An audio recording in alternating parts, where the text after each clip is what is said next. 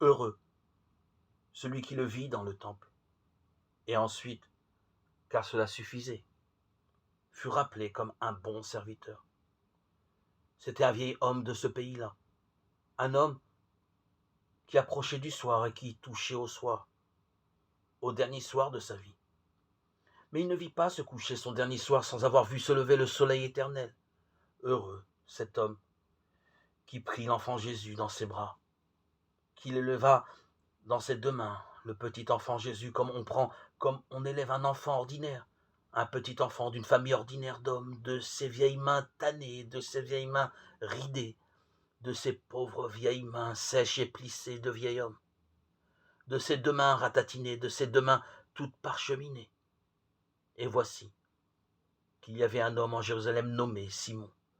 Et cet homme juste et craignant Dieu attendait la consolation d'Israël.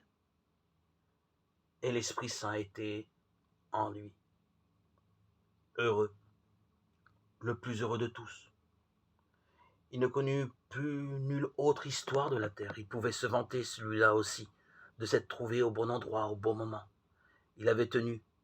Car il avait tenu dans ses faibles mains le plus grand dauphin du monde, le fils du plus grand roi, roi lui-même, le fils du plus grand roi, roi lui-même, Jésus-Christ.